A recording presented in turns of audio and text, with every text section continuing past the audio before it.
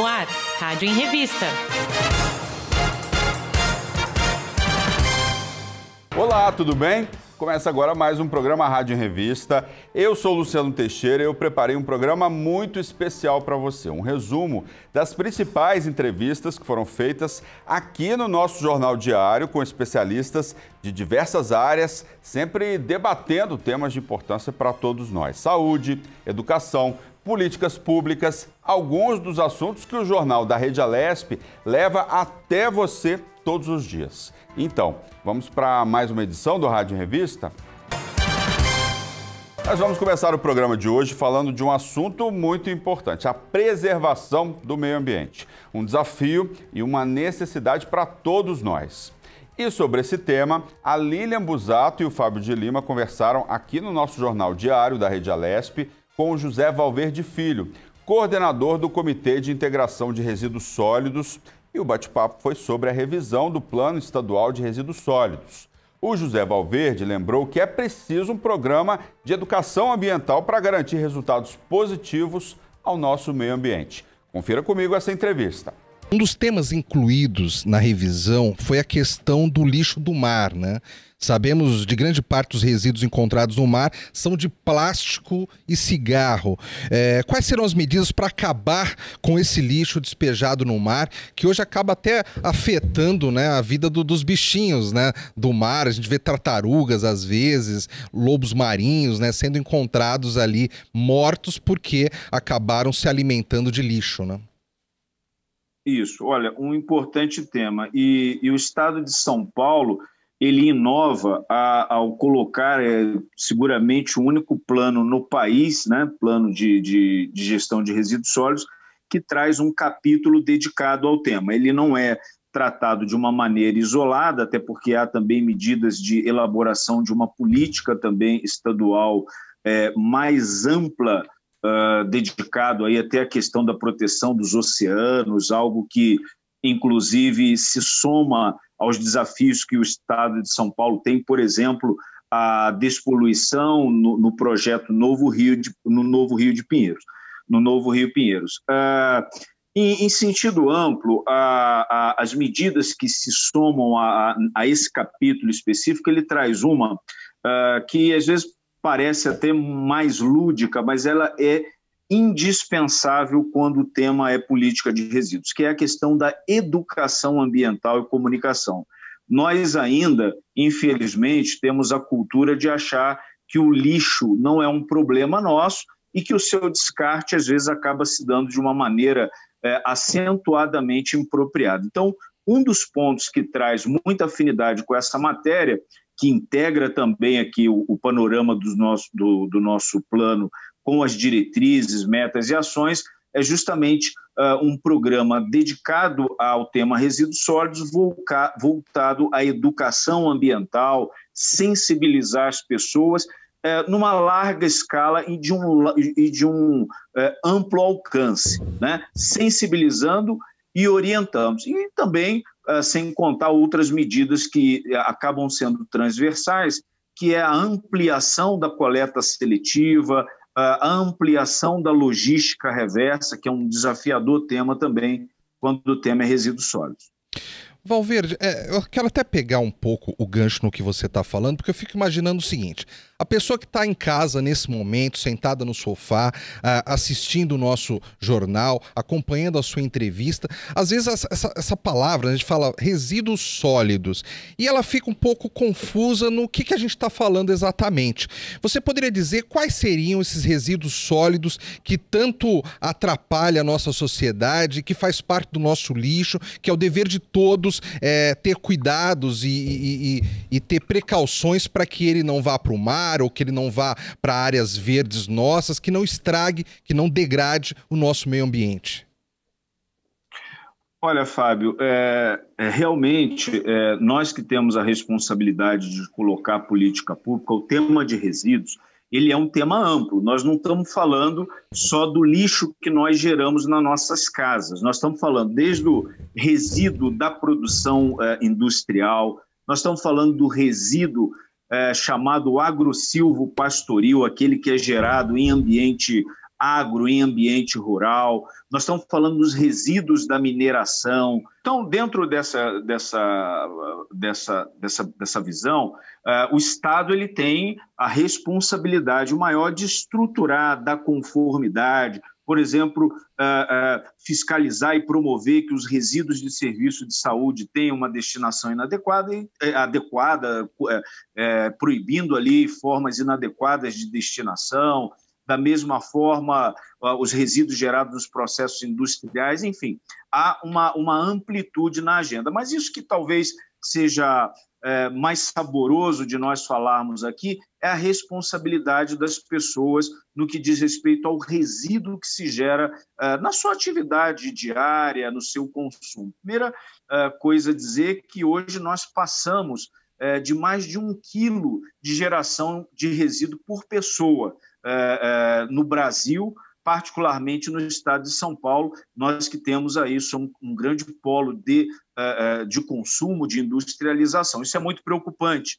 E a política de resíduos traz também orientações nesse sentido, para que a pessoa também, quando falamos da sensibilização, entenda, primeiro, que nós precisamos mudar nossos hábitos, sobretudo os hábitos de consumo, em não gerar, em optar por produtos que gerem e também criem um impacto menor no ambiente. Então, primeira coisa que a pessoa que está em casa nos ouvindo, Lilian e Fábio, ela saber que é uma responsabilidade dela a destinação, a escolha dos produtos que ela vai fazer e a forma como ele vai descartar. E, para isso, o Estado tem buscado organizar e esse plano vem, inclusive, fortalecer o conjunto dessas iniciativas. Você falou 1 quilo de resíduo por pessoa, mas durante quanto tempo? Por dia. Por dia? Todos os dias. Ou seja, a média hoje, para ser mais preciso, nós temos hoje uma média de 1,39 quilogramas de resíduos gerados pelas pessoas diariamente. É muita coisa, né, Valverde? É muita coisa, é muita coisa. E áreas ainda em regiões, por exemplo, de maior consumo, esse padrão ainda aumenta, infelizmente. Então, por isso que o Estado traz essas medidas, não só operacionais, de inclusive promover o estímulo aos municípios na estruturação da coleta seletiva, da logística reversa, que é uma responsabilidade do setor empresarial, do setor produtivo. Hoje, Fábio, aquele que entra no mercado para fabricar, para colocar produtos no mercado, ele não pode ter somente a preocupação de colocar o seu produto acessível. Ele tem também que pensar a forma como isso voltará, né, para ter uma destinação ambientalmente adequada, sobretudo algo que também a política, esse nosso plano traz, que é uma concepção de economia circular, ou seja, sair de um conceito de uma economia linear, que só se utiliza dos recursos naturais e ponto final, voltar a incluir os seus produtos dentro de uma perspectiva de economia circular, para que esse resíduo, que é um grande problema, possa voltar e ser uma solução para determinadas cadeias produtivas. Ô José, e esse ano a gente teve, né, nós já estamos ainda em pandemia e tivemos a quarentena. Isso aumentou o acúmulo de resíduos sólidos pelas pessoas estarem mais em casa ou continuou nessa média que você acabou de falar?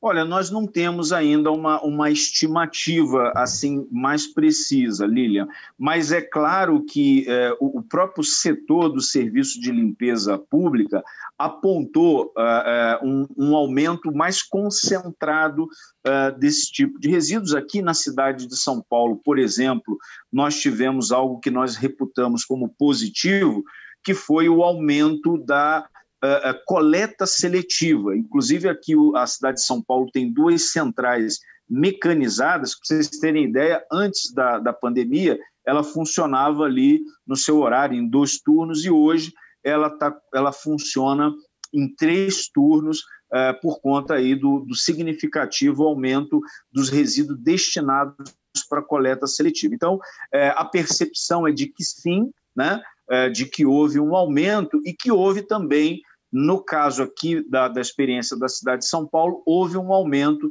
da coleta seletiva oriunda do serviço de limpeza pública.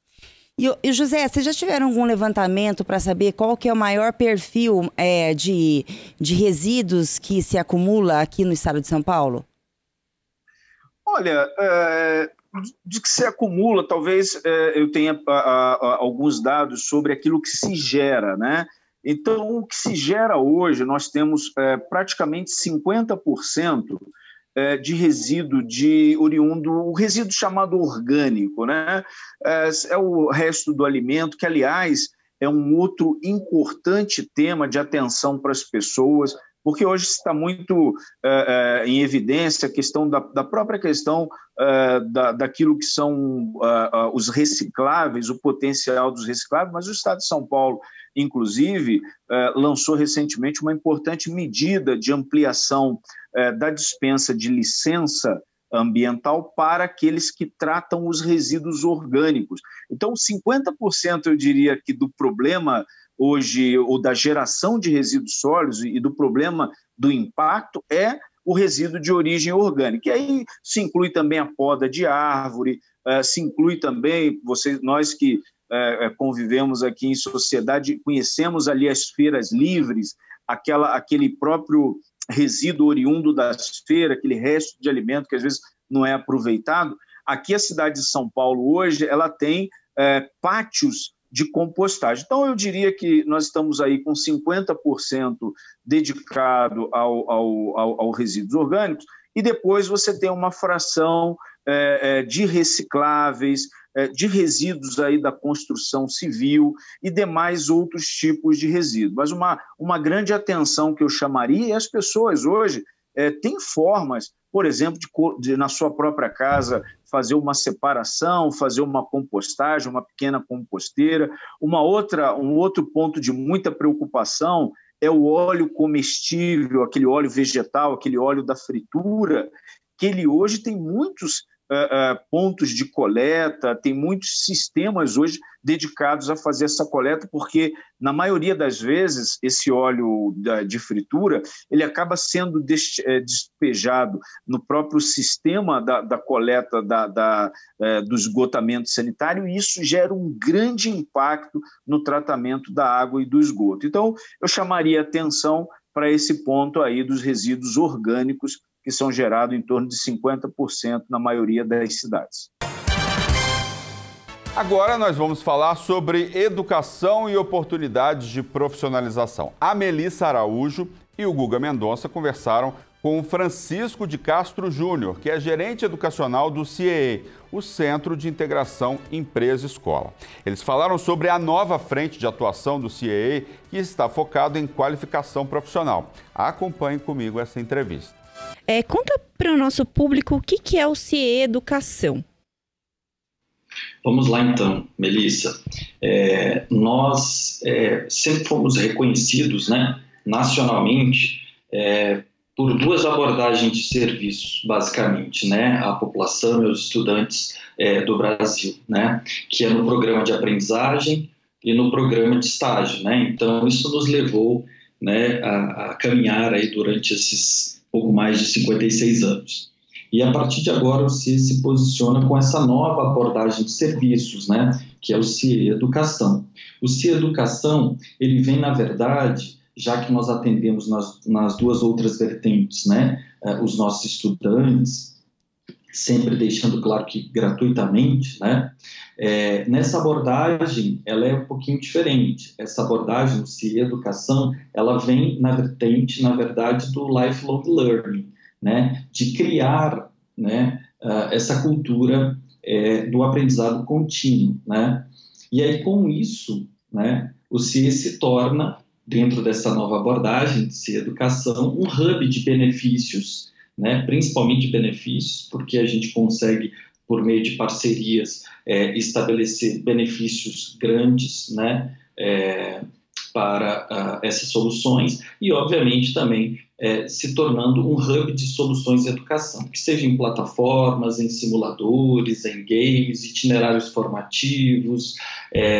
MBAs, graduação, uma infinidade de soluções em educação por meio de grandes parcerias que são referências em educação e nas suas expertises. Francisco, é importante a gente destacar, inclusive, o papel que o CIE sempre exerceu nas nossas vidas, né? É muito difícil uma pessoa que chegou ao curso superior que não tenha passado por um dos cursos de qualificação do CIE, que sempre contribuiu aí para a formação das pessoas. Eu mesmo já fiz vários cursos de vocês que sempre são muito didáticos e para todos os públicos.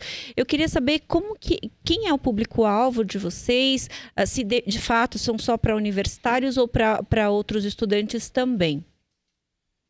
Então, nós temos, como eu falei para vocês, né, anteriormente, nós temos uma vertente muito grande no CIE Educação, né? Então, nós podemos atender, por exemplo, né, empresas micro, pequenas e médias, de médio porte, né, que buscam, por exemplo, soluções para qualificar e requalificar seus funcionários, que já existem, que não sejam necessariamente nossos estudantes.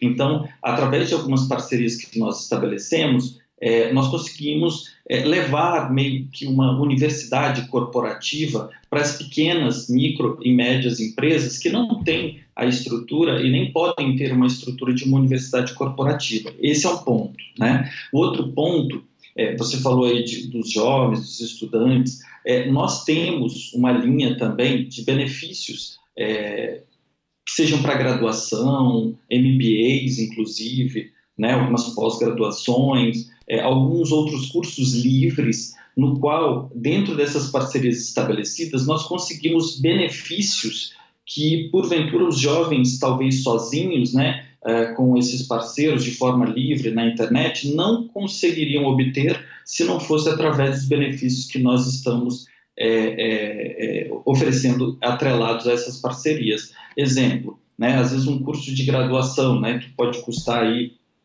um valor X, né, o benefício que nós entregamos, essa graduação pode sair 50%, 60% do valor, né, dessa graduação. Ou seja, você acaba dando esse benefício, né, e auxiliando, né, nessa viabilidade, né, do aprendizado, né, que sejam cursos livres e as outras vertentes já mencionadas.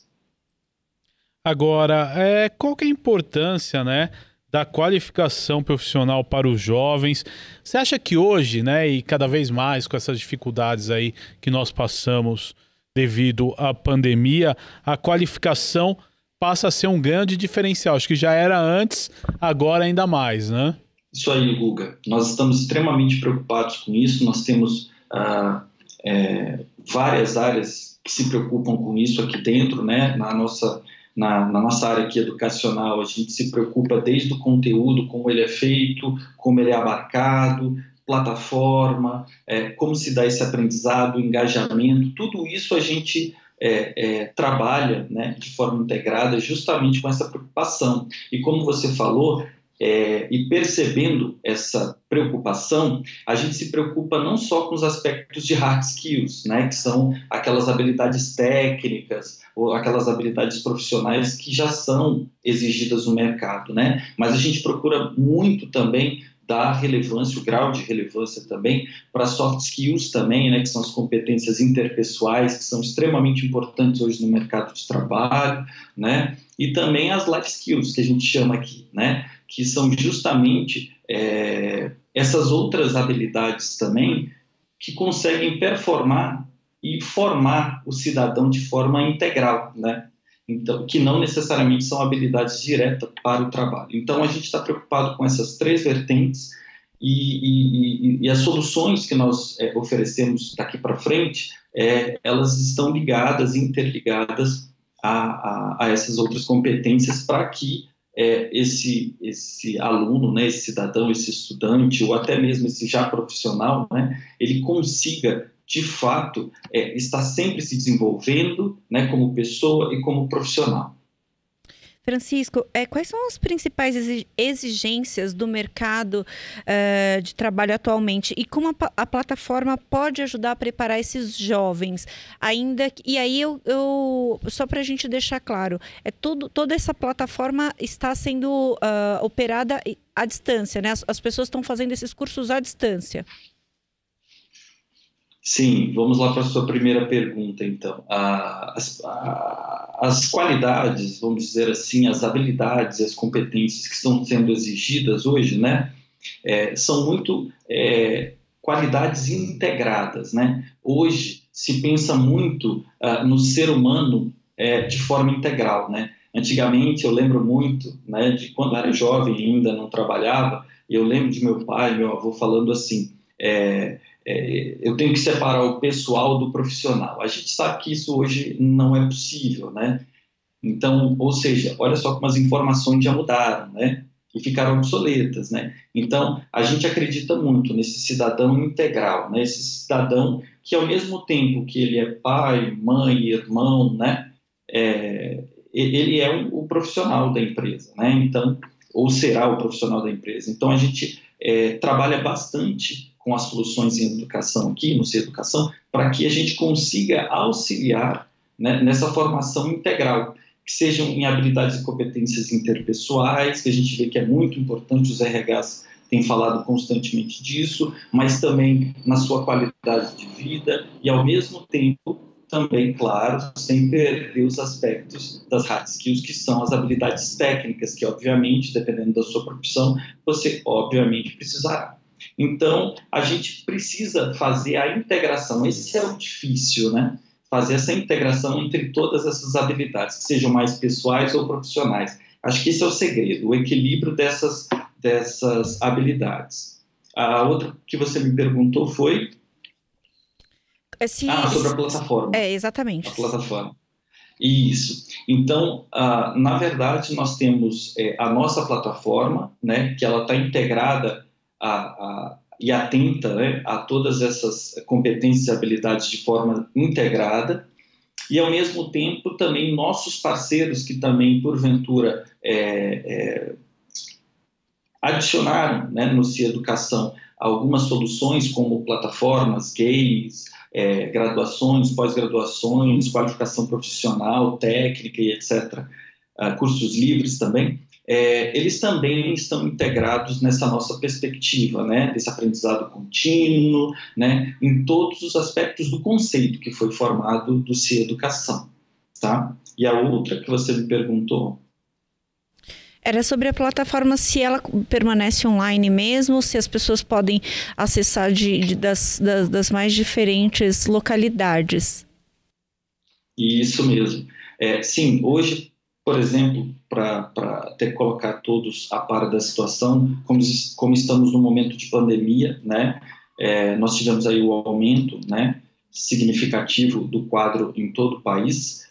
Então, desde que a pandemia começou, nós estamos fazendo o programa de aprendizagem, claro que respaldado pela lei, em parte fazendo toda a distância. Os nossos alunos e estudantes, tanto do programa de estágio quanto de aprendizagem, estão conectados à nossa plataforma, que se chama Saber Virtual.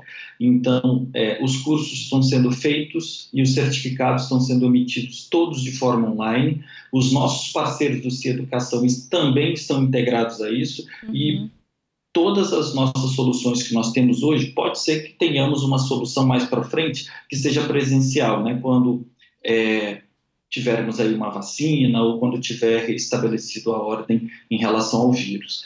E aí, hoje, nós estamos disponibilizando tudo no formato EAD, né? Com a plataforma LMS, que são as plataformas de aprendizagem virtual, né? Então, a gente está trabalhando, a gente está com isso bastante ajustado, né?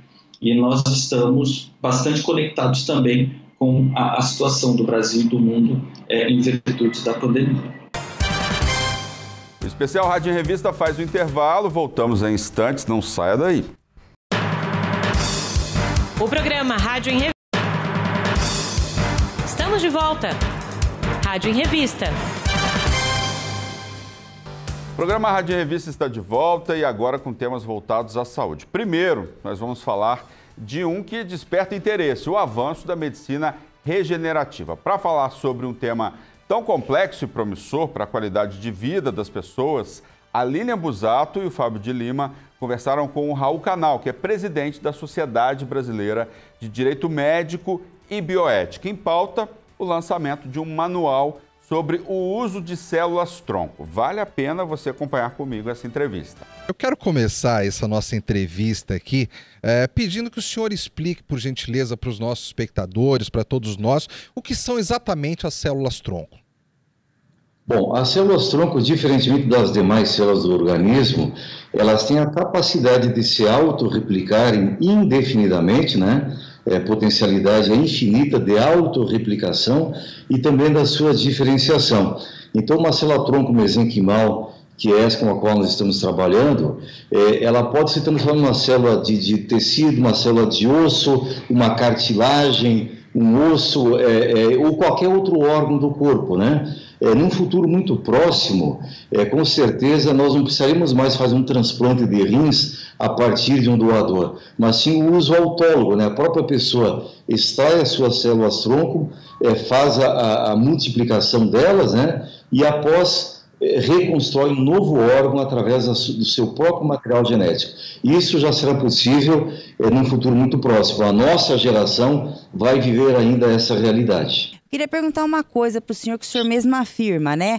Que são seres amortais e nós no futuro seremos assim e não imortais. Qual que seria a diferença, porque para quem está nos assistindo, de amortais e imortais devido às células-tronco? Bom, isso é um termo que eu tenho usado, não apenas a célula-tronco, mas a medicina regenerativa de uma forma geral, né? Então, com essas novas realidades, essas possibilidades que se afiguram num horizonte bastante próximo, eu digo que o ser humano, eu com certeza não pegaria ainda isso, mas meus filhos, meus netos, certamente terão essa oportunidade, serão amortais.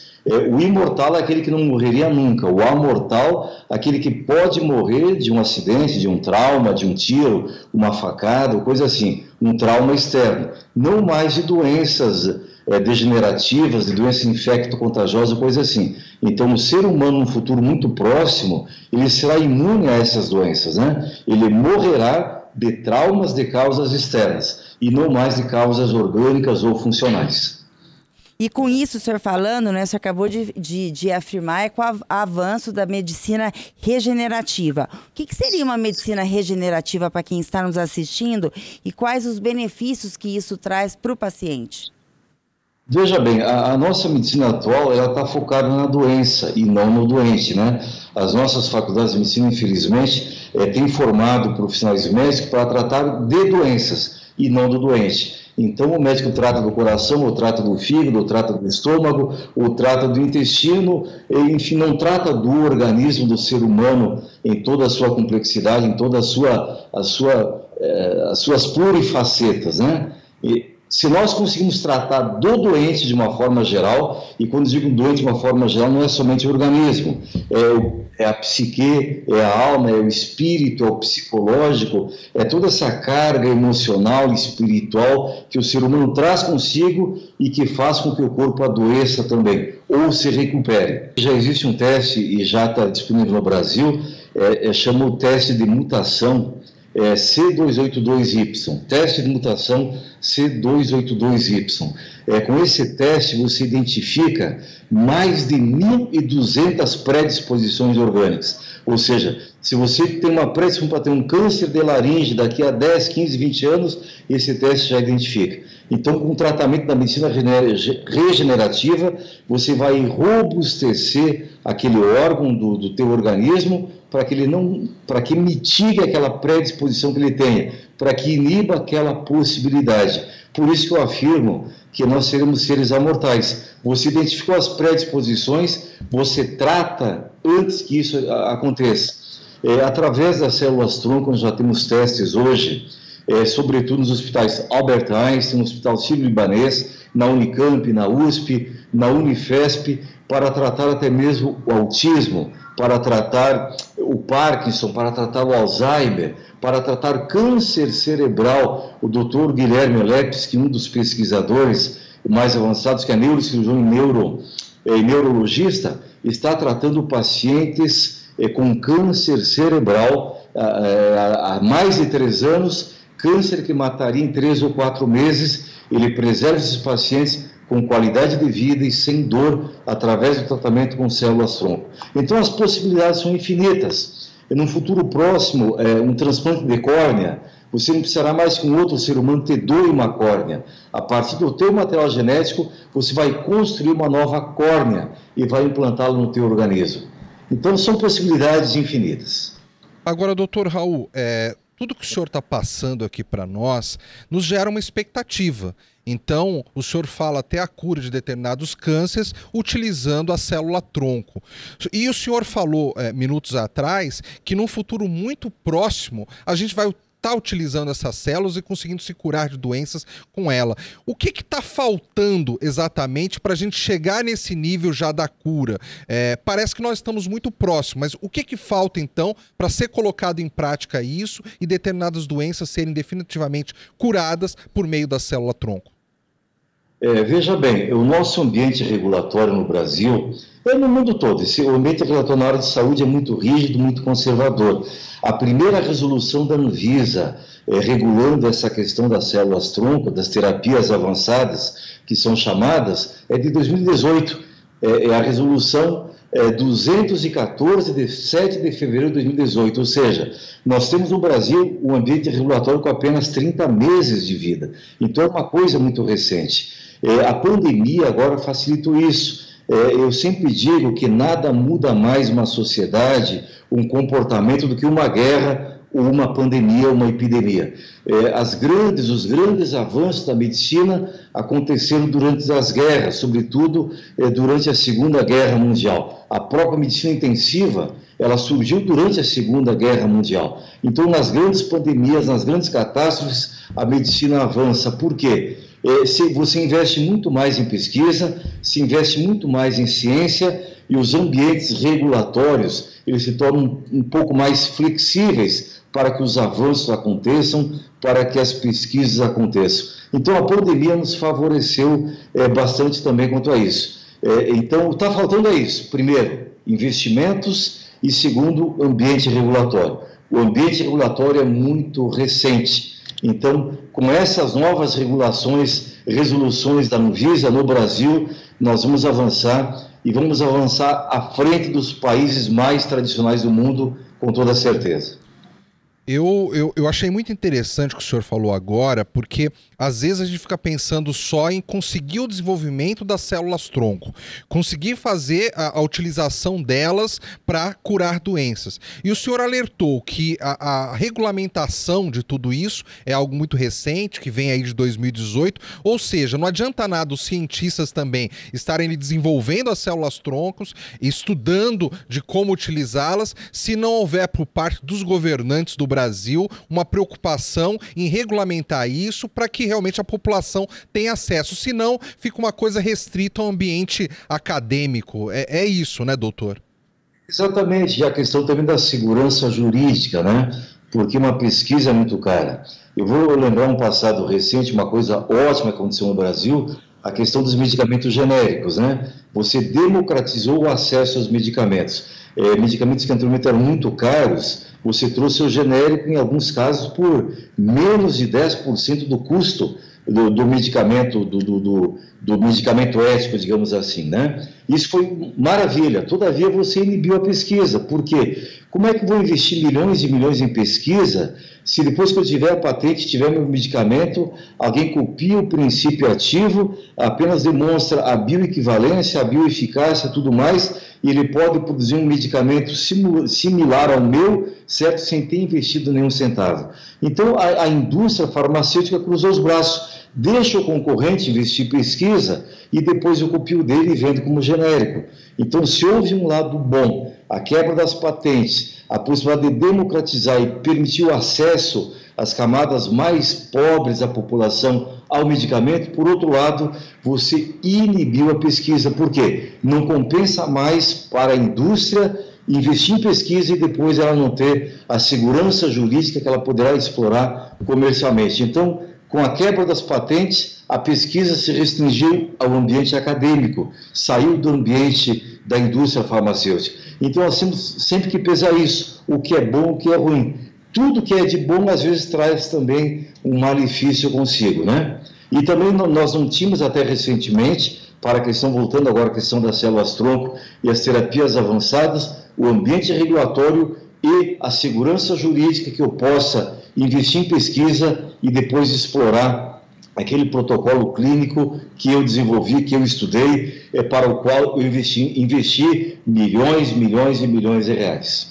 Ô, doutor, por que o aumento de expectativa de vida provocou e provoca o aumento de doenças degenerativas?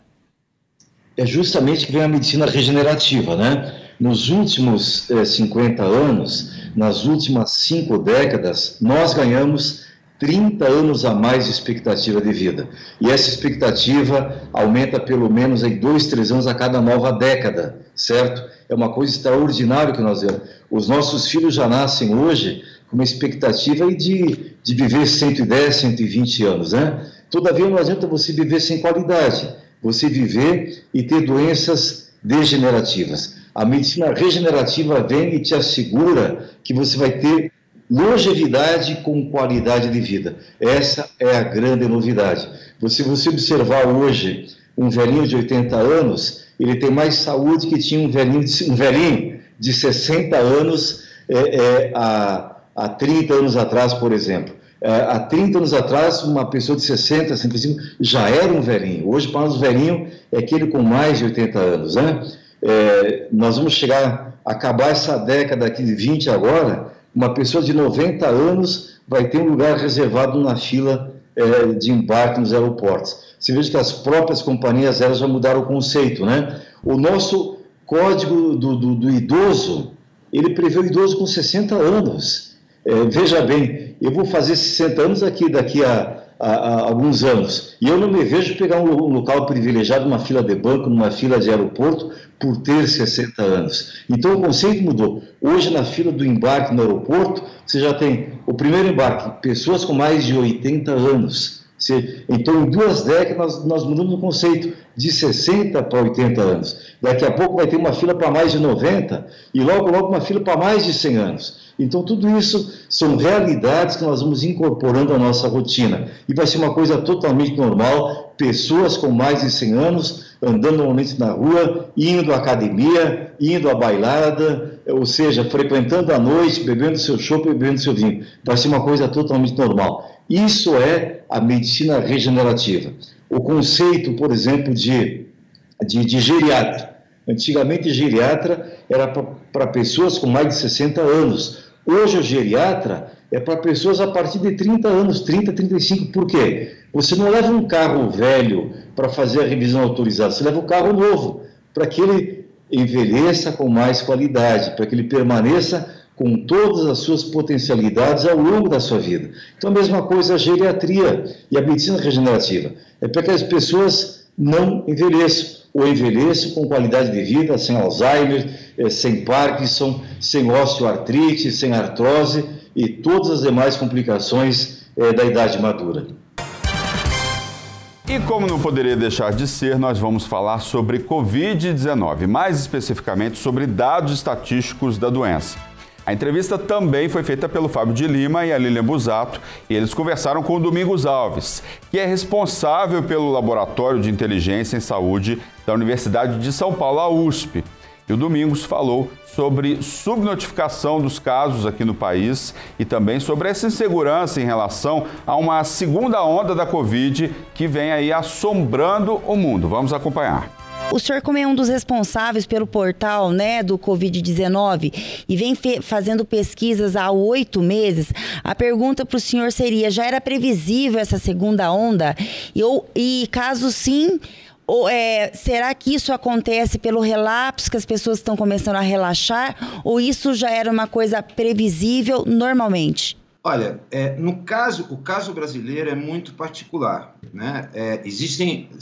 O que está acontecendo hoje é uma soma de fatores, né? O Brasil foi um dos únicos países, por exemplo, que começou a adotar medidas de relaxamento, de isolamento social com o número de casos e o número de óbitos crescendo, né? Hoje, se você olhar o cenário de hoje, ele foi construído a partir de, por exemplo, os gestores no Brasil, governadores, prefeitos e principalmente o presidente da República, né, acenando para a população de que a pandemia teve algum tipo de controle aqui no Brasil. Isso nunca aconteceu, na verdade, certo? Então, é por isso que eu tive o cuidado de dizer o que eu interpreto como segunda onda aqui no Brasil, né? Quer dizer, a bem da verdade, nós nunca saímos da primeira onda, porque o cenário brasileiro é completamente diferente, por exemplo, do que é praticado na Europa, em que eles tiveram uma primeira onda, uma redução sustentada de casos e de óbitos durante meses, e agora estão vendo os casos crescer. Aqui, a nossa queda, na verdade, ela é fruto de uma subnotificação sistemática praticada nos estados. Só para você ter uma ideia, a partir do mês de agosto, tá, o número de testes no Brasil, em vários estados brasileiros, cada estado com diferenças importantes, mas, em média, o número de testes no Brasil tem diminuído de uma maneira sustentada. Então, quando você olha as notificações de novos casos em vários estados e capitais no Brasil, o que você está olhando, na verdade, é uma diminuição no número de testes. É fato, você diminui testes, você diminui casos. Então, quando você observa o cenário que está sendo que está aparecendo recentemente, esse cenário ele está de crescimento de casos, de crescimento de internações, ele está acontecendo frente a uma diminuição institucionalizada no número de testes. Domingos, isso que você está falando é bastante importante. Você, como pesquisador que precisa ali de números para embasar todos os seus estudos, todos os seus levantamentos, afirma que nesse momento, quando a gente vê alguma diminuição, muitas vezes é porque se diminui o número de testes. Aqui o Brasil é um país grande onde às vezes é difícil que as informações sejam compartilhadas todas ali no mesmo momento, né, no mesmo tempo, apesar de toda a tecnologia que envolve hoje as secretarias de saúde de todos os estados. Mas nós, por exemplo, vivemos um problema no estado do Amapá nesse momento, que o Amapá está aí há 3 semanas com dificuldade de ter luz na maioria de suas cidades. O quanto isso complica o trabalho de um pesquisador a partir do momento que ele trabalha com números que são números muitas vezes deturpados ou que chegam extremamente atrasados e que a base de comparação sempre é necessária fazer com números de credibilidade e que cheguem no mesmo momento todos esses números. Isso é bastante complicado. Inclusive, como tem sido praticado, você mesmo falou, né? A questão do Amapá é bastante particular, mas em vários estados tem sido praticado certos apagões estranhos de dados, né? E aí o que acontece é que alguns indicadores, como, por exemplo, a média móvel do número de casos diários, ou até a média móvel do número de óbitos diários, eles perdem um valor no sentido de você entender a epidemia. E aí você tem que modificar e começar a olhar para outros indicadores, como, por exemplo, o aumento das internações, tá? Ou como vem sendo feito pela Fundação Oswaldo Cruz, né? O monitoramento sistemático, por exemplo, do número de casos de síndrome respiratória aguda grave. Tá? É bastante complicado. E não é explicado, a não ser no caso do Amapá, por questões técnicas. Aparentemente, essas mudanças que tem havido, esses apagões que têm aparecido no Brasil, né? Eles não são por atrasos que acontecem como no caso do Amapá. Aparentemente, essas mudanças, né, elas têm motivação, inclusive política, no sentido de não mostrar para a população, tá, o que está acontecendo realmente em cada região. Tá? Numa tentativa, inclusive, de mostrar que houve um certo controle da pandemia no Brasil. Isso eu estou fazendo um cenário geral. Como eu falei, cada estado, às vezes de município para município, isso varia bastante, tá? Mas é importante que esse apagão de dados e esse apagão que tem acontecido, principalmente, né, com relação à visão que os cientistas têm e a visão que os gestores têm sobre a pandemia brasileira, tá, tem tornado essa avaliação do cenário brasileiro bastante difícil. Ô Domingos, e fala uma coisa pra gente, como é que tá a taxa de infecção neste momento? E o senhor tem conhecimento qual é o estado que está mais em alerta devido ao número crescente de mais infectados da Covid-19? Olha, na verdade, como eu falei, são vários, né? Hoje nós temos aqui 23 estados, né, que tem uma taxa de infecção acima de 1 já há 14 dias. Eu destacaria aqui, né, o estado do Acre, né, que vem mantendo essas taxas bastante altas. Por exemplo, o RDT de 14 dias, a média móvel de 14 dias ali é de 1,24, mas o Amapá também é um outro estado que tem mantido esses números bastante elevados.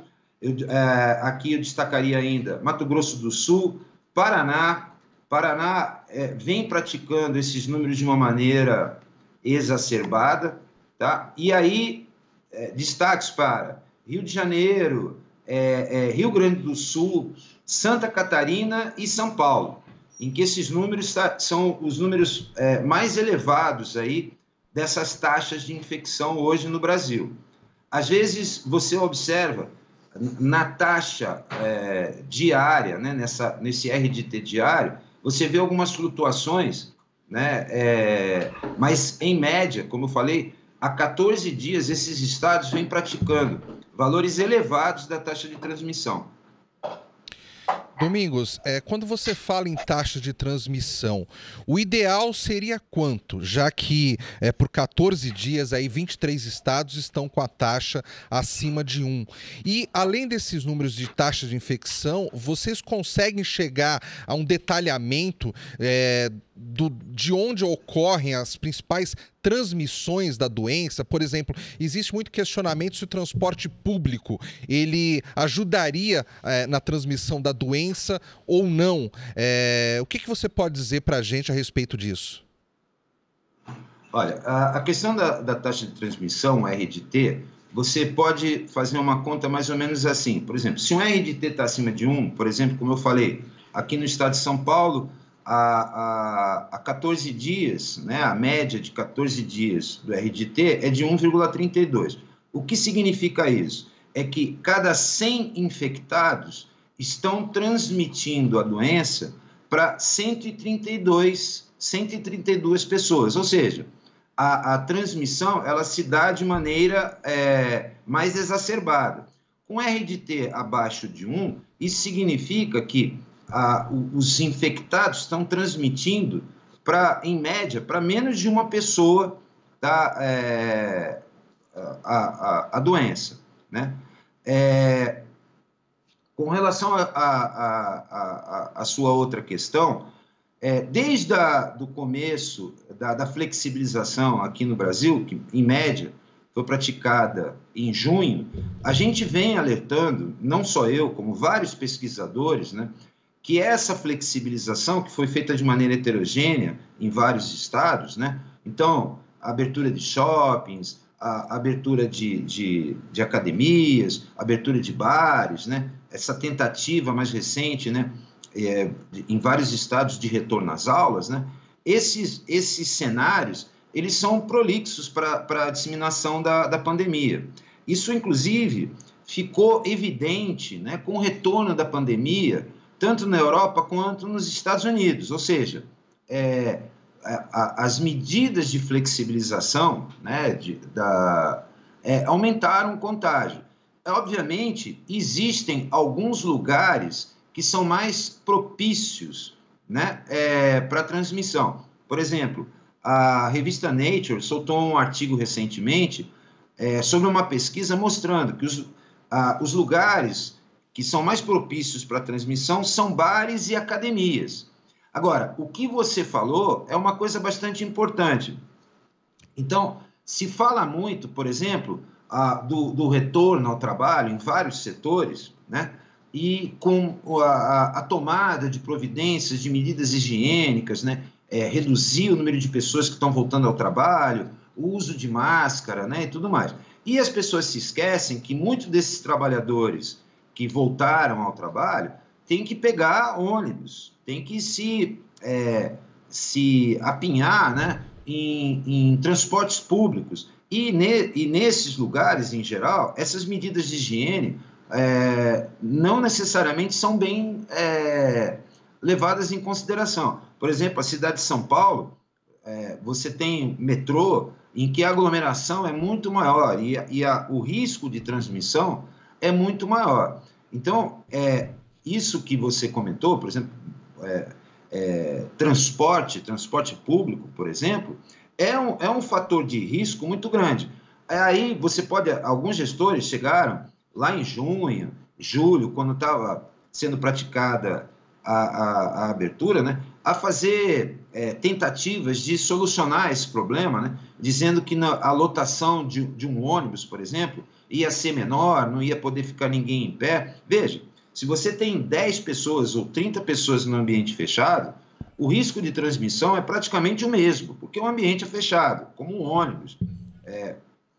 Entendeu? Então, assim, essas medidas de relaxamento e com o passar do tempo, inclusive, pessoas indo viajar com mais frequência e tudo mais, causou esse aumento de casos aqui no Brasil, como está sendo observado agora. Como é o caso da Europa, na verdade. Nós vamos para mais um intervalo e na volta novas entrevistas com assuntos aí de interesse para você. O especial Rádio em Revista volta já já. O programa Rádio em Revista volta já. Estamos de volta. Rádio em Revista.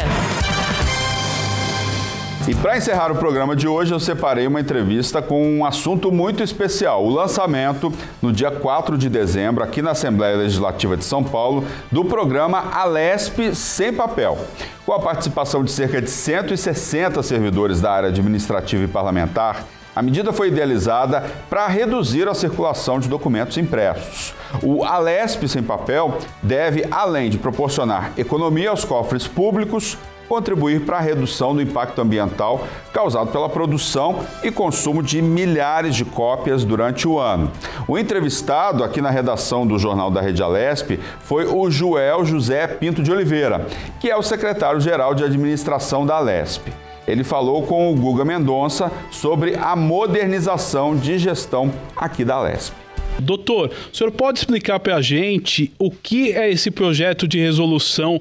Ele propõe, através aí da modernização da gestão aqui da casa, que pode gerar uma economia de 2,7 milhões para a Assembleia, né?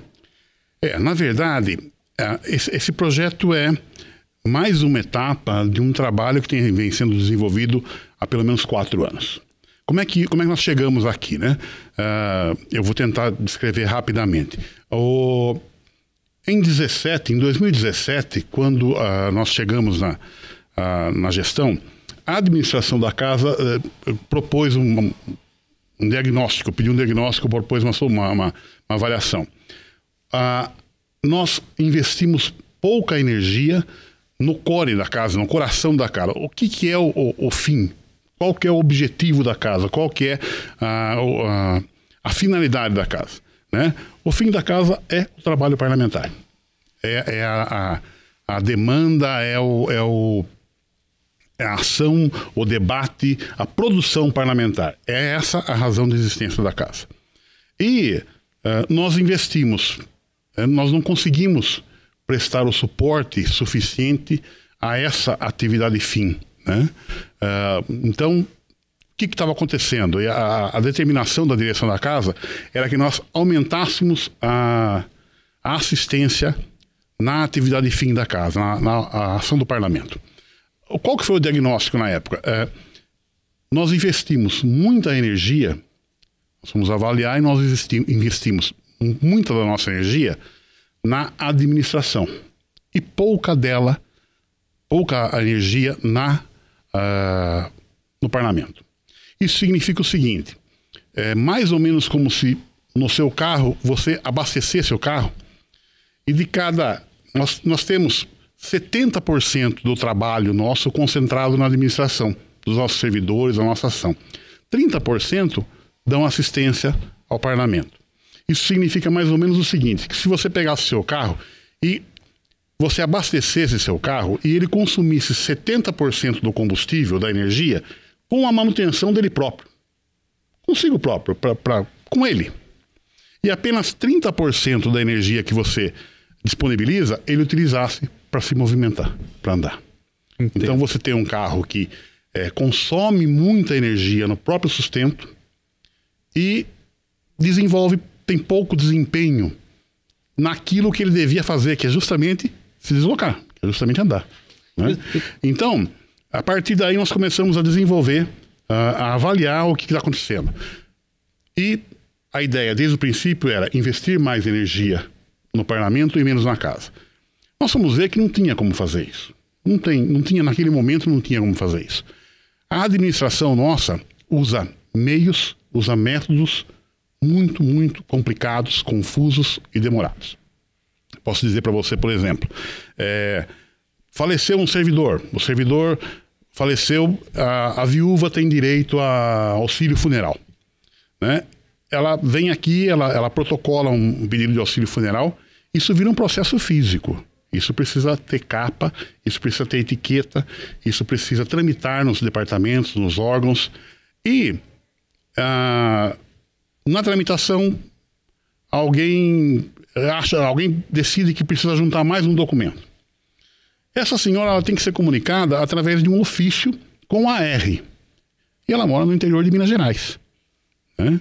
Então, faz-se o ofício, manda o AR para ela, tem que esperar a resposta. O que eu estou tentando dizer? Nós precisamos de um protocolo, de um processo físico, de um requerimento, de juntada de documentos, de etiqueta na capa, de tramitação, de ofício, de AR, de Correios. Né? Tem notícia de que os Correios nem mais vão ser públicos, né? E nós continuamos mandando ofício com AR.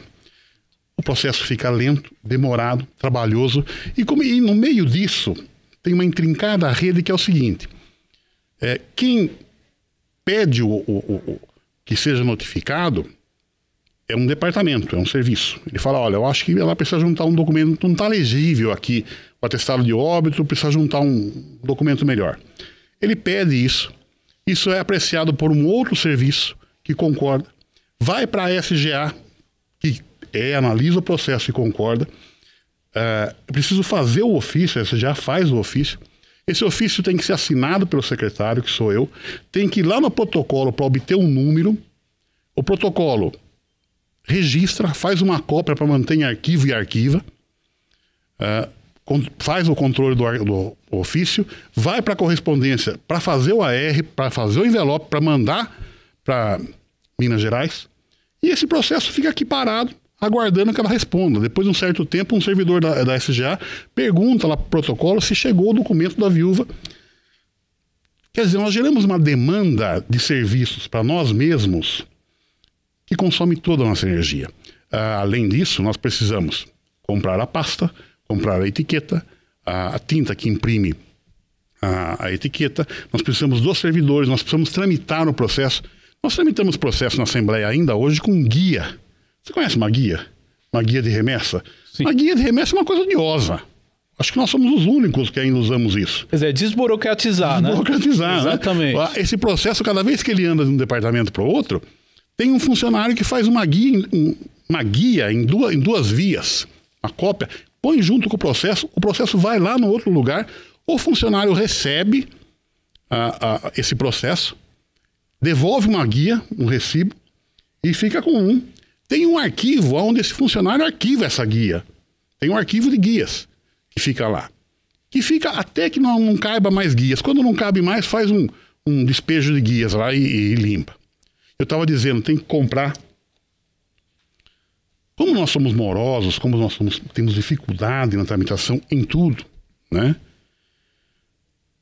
O processo de compra de capa, de envelope, de tinta, também demanda energia demais. Nós temos nessa área nós temos algumas dificuldades flagrantes, né? Nós temos aqui nós temos a pandemia que começou em março, né? Em março nós começamos a discutir, é só um case. Claro, é interessante a gente explicar. Nós começamos a discutir se nós devíamos aplicar testes de Covid ou não. Nós discutimos a formatação disso, nós conseguimos discutir isso de março a julho, né? Então nós ficamos abril, maio, junho, 3 meses e meio, discutindo se nós devíamos e como aplicaríamos testes nos nossos servidores. Em julho, nós decidimos que íamos comprar os testes. Nós estamos em dezembro, nós não conseguimos comprar os testes até hoje. E nós temos dificuldades nessas áreas. Nós temos, por exemplo, pó de café. O pó de café que é servido na casa. Nós levamos 211 dias para comprar pó de café. Nós levamos 183 dias para comprar açúcar. Café com açúcar. É só para que a casa tome café. Entendo. Não é nós não estamos colocando uma sonda em Marte. É só o cafezinho uma que a gente demanda toma. do dia a dia. Do dia a dia, né? Nós demoramos 305 dias para comprar papel higiênico. E demoramos outros 407 para comprar papel toalha. Quer dizer, para você tomar café e usar o banheiro, nós demandamos mais de um ano, com todo o processo tramitando na casa, andando. O que nós temos um problema? Nós temos um problema, nós dissemos à mesa, olha, não adianta pôr mais combustível nesse carro, porque se você aumentar o combustível, ele vai continuar consumindo 70%, 75% da energia. E a energia não vai fluir para o parlamento. Solução que nós temos nós temos que modernizar a gestão, as ferramentas de gestão. O que eu estou dizendo para você de modernizar? Modernizar toda atividade repetitiva, toda atividade técnica repetitiva, ela pode ser desenvolvida por sistemas, por os ERPs, né? Os ERPs, eles podem fazer isso. Cheguei agora de manhã, tinha 4 PMs lá na portaria, tirando e pondo cone. Né? Nós podemos considerar isso uma ação normal. Não é normal. Sim. Nós estamos tentando colocar uma cancela automatizada lá, já faz 1 ano e meio, mas quando tiver uma cancela que abre e fecha automatizada pelos carros, nós não precisamos de 4 PMs na porta. Claro. Não é o suficiente, os outros podem fazer segurança. Né? Nós começamos a trabalhar na busca de IRPs há 4 anos.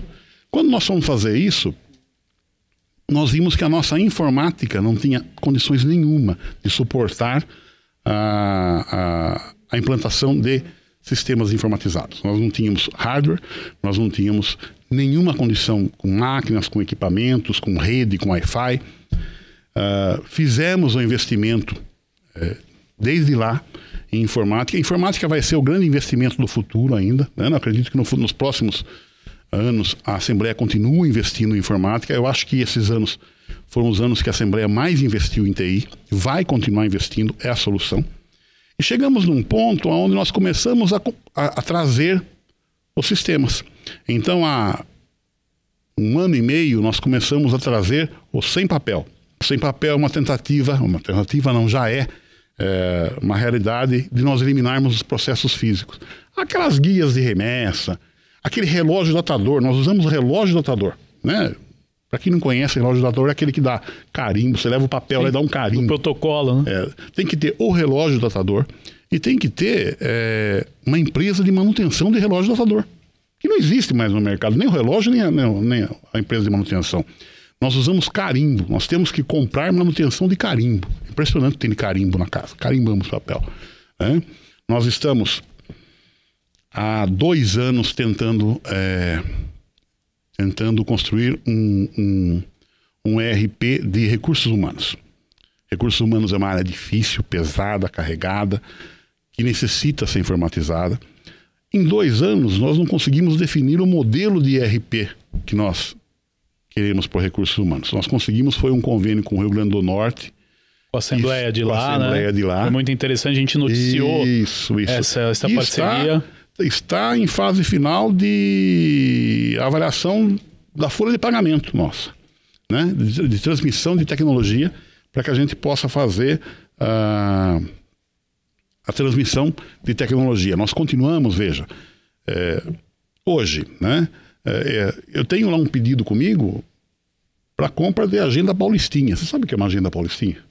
É aquela agenda que a gente usava de compromisso, né? Quando você fala isso, você revela a idade, né? Exato, aquela exato. agenda permanente que não tem via. Eu me lembro. E eu estou me recusando a assinar aquilo. Quem ainda usa a agenda paulistinha nos dias de hoje, com a agenda Google, com a agenda... Né? Verdade. Chega lá para mim um pedido para compra de 5.000 envelopes para o serviço de saúde. Envelope para o serviço de saúde, para que é isso? É para colocar o prontuário do funcionário, ficha médica do funcionário, para pôr no arquivo. E o departamento pessoal, recursos humanos, quer 5.000 pastas para poder guardar o prontuário do servidor na pasta para pôr no arquivo. Você já viu que tem de arquivo aqui? Muito, tem de arquivo, né? Aqui é um gigantismo, né? E eu fico olhando o pedido e falo, mas para comprar essas pastas, esses envelopes, eu acho que na Santa Efigênia eu compro um programa que informatiza a saúde, o prontuário eletrônico, todo mundo tem isso. Nós vamos continuar comprando envelope. Ah, mas o envelope vem acompanhado por uma etiqueta que tem que ser colada no... Quer dizer, eu tenho lá, tá certo, nós temos os médicos, não temos exame, mas nós temos os médicos, os enfermeiros, os profissionais de saúde, e temos funcionários nossos com valor, qualificados, viu? Que fazem envelope e etiqueta. E temos o nosso serviço de comunicação que imprime o prontuário para o médico preencher, enquanto nós podemos simplesmente ter um prontuário digital na saúde, né? Nós continuamos com essas dificuldades. Nós estamos chegando aqui com os RPs, com os sistemas e informatizando. A nossa intenção é que isso diminua o consumo de energia aqui na área administrativa e libere energia para a assistência parlamentar. O que acontece hoje, né? Estou falando aqui de documentos, prontuários. Digitalização, né? Quando você olha, se você for olhar os arquivos, a quantidade de documento, de papel que nós temos, realmente é gigante. Realmente é gigante, é extraordinária, né? Aqueles arquivos enormes. Então, em algum momento nós resolvemos que, olha, nós devemos digitalizar isso, disponibilizar isso digital, ter isso fácil para consulta, né? Você pede um prontuário, tem um servidor que tem que ir lá no arquivo, abrir aquele monte de arquivo, aquele monte de coisa, procurar físico, ele tem que comprar luva e máscara para ele mexer naquilo, porque não dá para ele entrar naquele arquivo. Daquele tamanho, ele usa EPI para isso, e tem que comprar a luva. Fora a conservação, né? Porque tá esse caso você perder esse papel, né? Se eu digitalizo, é fácil dele pegar o documento, dele ver. Lógico. Nós estamos com um processo de digitalização que nós abrimos em julho de 2018. Entendo. Então nós já temos 2 anos e meio, ele vai entrar agora em fase de pré-pregão. Então veja, não é normal que isso se desenvolva desse jeito. Isso se desenvolve desse jeito porque a nossa estrutura, e é nisso que nós vamos chegar, nós temos feito avanços nessa área, mas nós temos o regulamento a regulamentação que nos regula hoje, que regula a ação hoje, ela é de 76. Ela funcionou, ela é boa, ela é bem feita, ela funcionou até aqui 24 anos, ela ainda está vigente, nós seguimos ainda ela. Mas veja, em 76, não existia Google. O mecanismo de busca na internet era o KD. Não sei quem lembra do KD. Não existia rede digital. Estava surgindo alguma coisa, mas, né, tinha aquele... Não lembro o nome daquele grupo que fazia... Nem ele existia, ele já foi extinto. Fazia grupos lá. 76, a média de utilização da internet... A internet era discada. E a média de utilização da internet era 30 minutos por mês. Não existia o WhatsApp, não existia toda essa agilidade, não existia... Os RP só surgiram em 2000, né? Os sistemas informatizados surgiram em 2000, nós estamos com 20 anos de atraso, mas eles começaram a surgir em 2000. Quando foi feita a regulamentação em 76, ela está perfeita, ela está correta, né?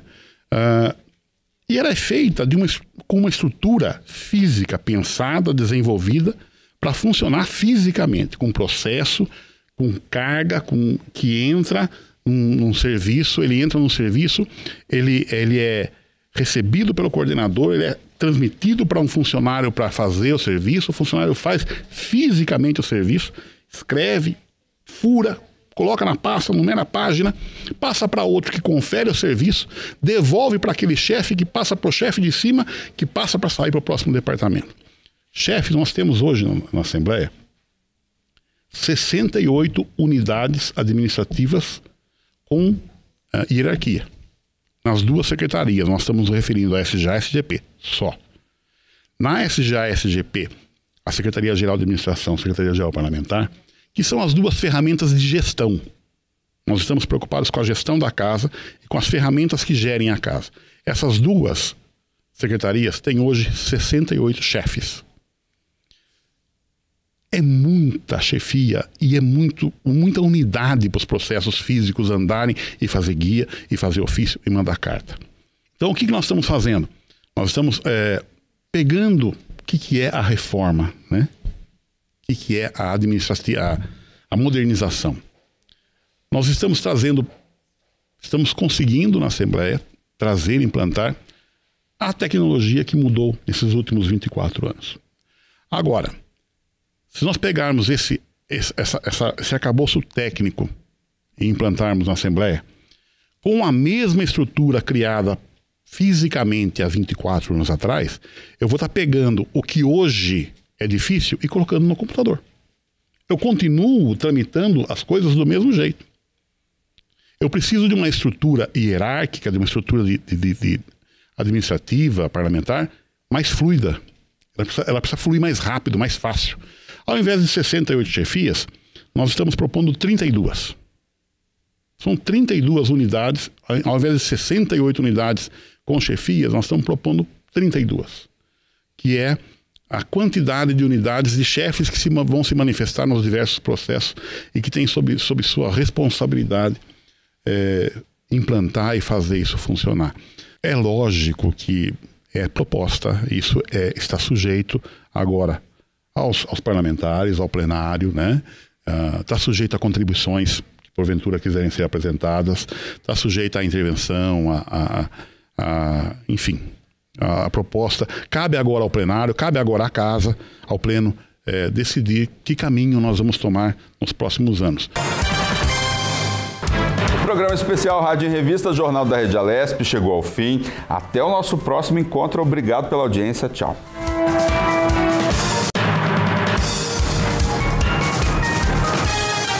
No ar, Rádio em Revista.